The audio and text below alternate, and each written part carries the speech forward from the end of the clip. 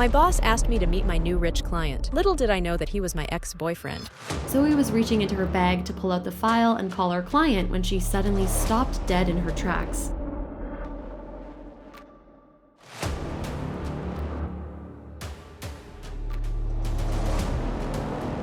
He seemed to be waiting for someone. His long fingers drummed rhythmically on the table beside him to show that his patience was waning. This couldn't be happening. Realizing he hadn't seen her yet, Zoe frantically looked around for a place to hide. Spotting a large pillar to hide behind, Zoe quickly headed towards it. Zoe chanced to glance back in Blaine's direction, only to find him now looking right at her.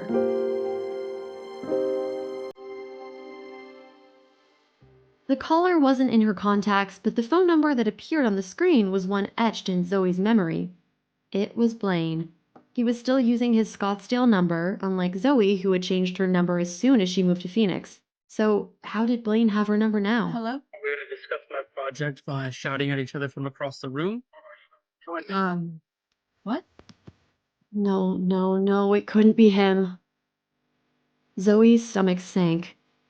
Why, oh why, had she not flipped through the client's information earlier? Well, if I had planned to talk to somebody over the phone, I wouldn't have called your boss for you to meet me here. I'm sorry. I'll be right there. Blaine remained quiet, watching Zoe with his dark eyes, but saying nothing. Growing increasingly uncomfortable with Blaine's silence and scrutiny, Zoe forced herself to smile and focus on work. She got straight to the point and asked, Dr. Dexter, do you have any specific ideas for your home design? Do you prefer modern or a more classical look?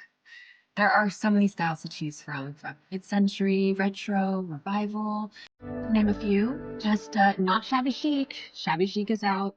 Coastal grandma is in. For me. Not only did this restaurant look extremely expensive, but Zoe also didn't think she could eat with her stomach in knots. Blaine frowned at Zoe's response. Can you bring us 2 plates, please? We'll be sharing. And to start out, we'll do the charcuterie. And then proceeded to order a wide variety of dishes. The entrees will do. Zoe normally prided herself on her professionalism. And the Usually when Zoe met with a new client, she would make small talk and get to know her client before launching into a discussion of their project. Zoe just hadn't been able to do this with Blaine.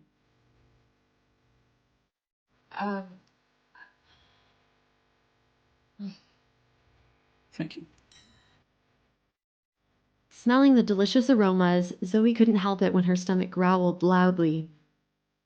She hadn't eaten since breakfast and rarely went out, as every dollar she made went towards Max's treatments. Zoe blushed. Blaine glanced at her face but didn't comment. I thought you said you were hungry. Why aren't you eating? Don't worry about me. I guess I'm not as hungry as you thought. Zoe's intuition told her Blaine wasn't in a good mood. His gray eyes were stormy and distant. He clearly had something on his mind. Is everything all right? I'm sorry. I'm not trying to pry. I can just tell that something's bothering you. He didn't want to tell Zoe that 2 hours ago he saw life disappear before his eyes. He had thought that as a doctor he would eventually get used to seeing a life lost, but now he knew that death was something you never got used to. There was an indescribable heaviness in his heart. Seeing that Blaine didn't want to talk about it, Zoe didn't say anything else. She just quietly looked down and resumed eating. She shouldn't be concerned about Blaine, but she couldn't help herself. Her mind was in chaos because of him. Blaine's gaze fell on Zoe's lowered face. Since she was looking down, he couldn't see her eyes clearly, but he could see her long lashes flitting against her cheeks.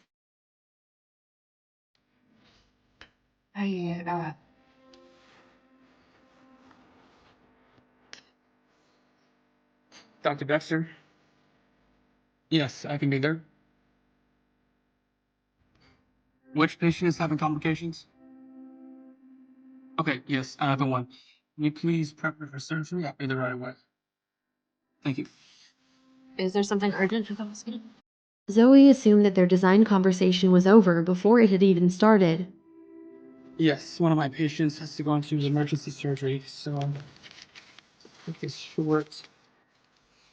And about my renovations, I can reach out to you and we can talk about this further later. Okay. I understand you have a busy schedule. Yes. Zoe only looked away when Blaine was no longer in sight. Watching him leave, she felt a sense of loss. She'd lost him 4 years ago, and there was no going back. No, stop! Please, don't hurt me. I'm pregnant. I'll give you anything you want. Please just don't hurt my baby. You fool. That's exactly what I'll do. As the woman steps into the light, Zoe recognizes her, Zoe's future mother-in-law and future grandmother of her child. Not understanding why she was doing this, tears well up in Zoe's eyes, infuriating the old woman more. That monstrosity inside you will never be a part of my family. You're a disgrace. Nobody. My son should be ashamed of knocking up a girl like you. What? Our family's respectable. We have an image to upkeep. I can't have my son running around with some hooker. If that means I need to dispose of your son myself, so be it. But he's your grandson. How can you do such a thing? It's not my grandson. It's a vermin. Parasite that will ruin our family name. Tears now streamed down Zoe's face. She tried to step backwards, but she was cornered. There was nowhere to go. I'll run anywhere. You'll never see or hear from me again. Please, just don't hurt my baby. It has to go. It's not enough. It has to go. The woman's eyes darkened as she stabbed Zoe in the stomach.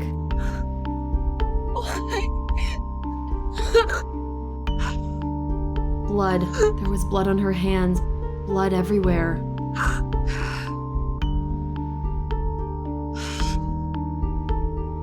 Zoe survived, and so did her miracle child, Max. Her son was the reason she fought every day. The love she had for him was immeasurable. She would do anything to protect him, to give him a chance at a happy and healthy life.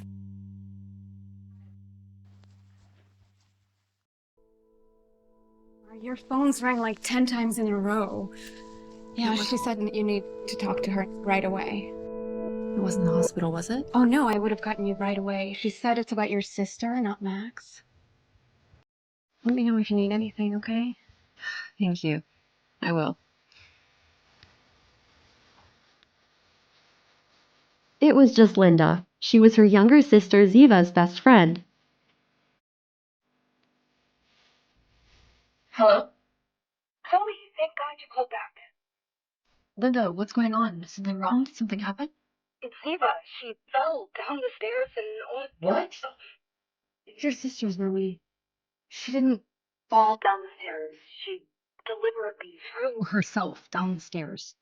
She wanted to injure herself. Is she crazy?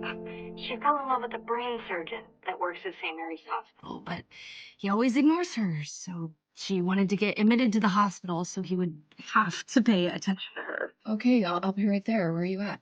St. Mary's. How could her sister do something so stupid? And over a man, too. Hi, sis. Oh, Zoe, come in. Blaine stiffened when he heard Zoe's voice. Now, was your sister? Yes, I'm her older sister. Your scans look good.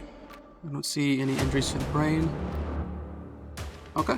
I'll have the nurse arrange to move you to the orthopedic department for observation. What? Why? I don't feel well enough. Ziva, all of my beds are precious. These beds help save lives and treat real injuries. I heard you like me. That'll never happen. So don't waste your time or my time. I don't like women like you. How could you think I would like a woman who would be so stupid to risk her own life for a man? I don't like women who scheme, and I don't like women who lie.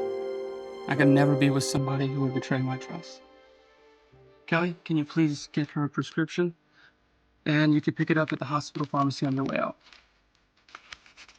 There you go. You did this? Did you tell him? Siva, calm down. Siva, do you really feel in your heart that I'm such a terrible person that I would betray you? Zoe's heart ached. Ziva didn't know it, but Zoe simply didn't want to see her younger sister get hurt. She didn't want her to fall in love with a man she could never have, to find the kind of deep love that happens when you meet your soulmate, to only have him taken away. Hello? Dr. Dexter, did you have time this week to show me the layout? I need to see the layout of the rooms and take measurements. She was trying to sound as calm as possible. Truthfully, she hadn't wanted to make this call. She'd have preferred Blaine to contact her, but she knew Talon would be expecting an update soon, and she needed to have something to tell her boss. If it had been any other client, Zoe wouldn't have hesitated to call, so she'd forced herself to follow up. I am just about to go into surgery. The operation should take about 3 hours. If you want to meet me at the fountain at the entrance of the hospital at 7 p.m. Okay, that's it.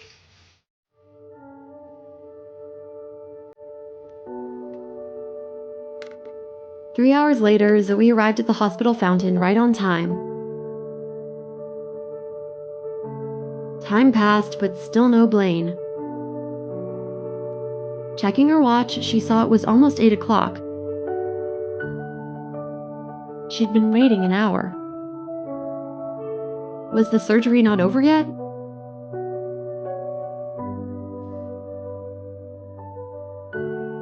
In the operating room, Blaine asked his surgical nurse for the time. What time is it? 7:15. Can you please get Dr. Ramirez on the phone? Although this tumor is benign, it's far more troublesome than we imagined. Good call, Blaine. If you hadn't insisted on operating, she could have gone blind. Is the line connected? Yes, Dr. Ramirez is on the line for you. Jose, I need you to do me a favor. I need you to go out front and see if there's a woman by the name of Zoe Fuller waiting for me. If there is, can you please tell her my home address, give her my keys out of my locker. You can also tell Zoe to let herself in. I will be there right after surgery. Go to Blaine's apartment alone? She couldn't. But it was her job. She had to. She will go to Talon and tell him that she isn't capable enough to work with this client. Wasn't it just a fluke that she ran into Blaine again? Will Zoe cross the line? Will Zoe go to Blaine's apartment alone? What was Blaine's plan behind all this? To know more, install Pocket FM app.